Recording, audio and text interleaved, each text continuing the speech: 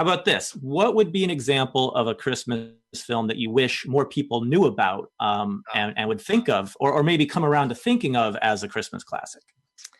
That to me would be a one that predates It's a Wonderful Life, a movie called Remember the Night.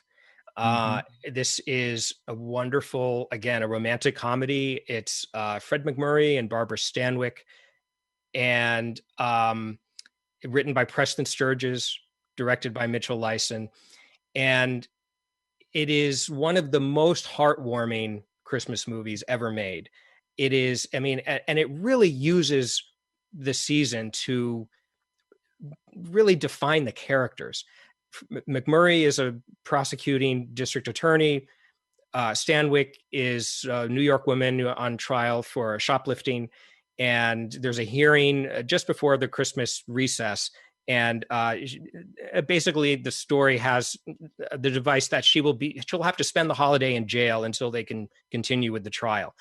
MacMurray takes pity on her, and they find out that they're both from Indiana. So he drives her to Indiana to drop her off at her parents' house while he's on his way to his own parents' house. And guess what? They fall in love in the course of the movie.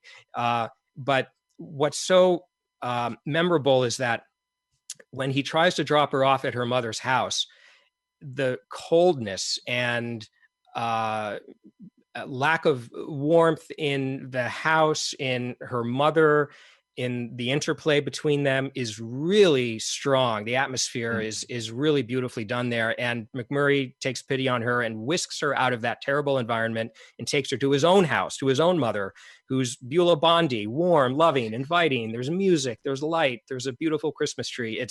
And so Stanwyck is so touched that he would perform this act of kindness.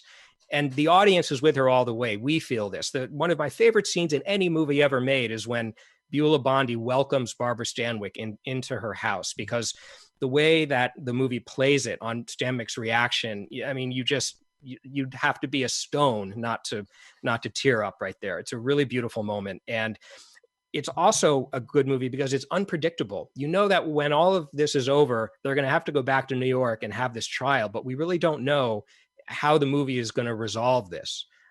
Because of course they're now in love, and MacMurray doesn't want to prosecute her anymore, and so forth. So there's a movie that used to be really obscure. It's never been a lost movie, but it was very unknown for many years until I would say within the last 10 years, TCM started showing it a lot, came out on DVD and Blu-ray. But of course, you know, it's in your festival too. And I really hope that people take a look at it. I think anyone who sees it tends to fall in love with it.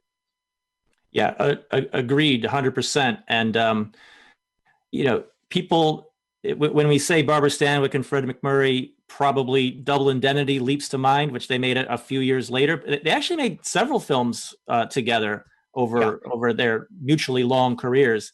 But everyone who's a fan of Double Indemnity owes it to themselves to see the pairing here. A little bit like It's a Wonderful Life. There's a dark element into this film as well that you touched upon.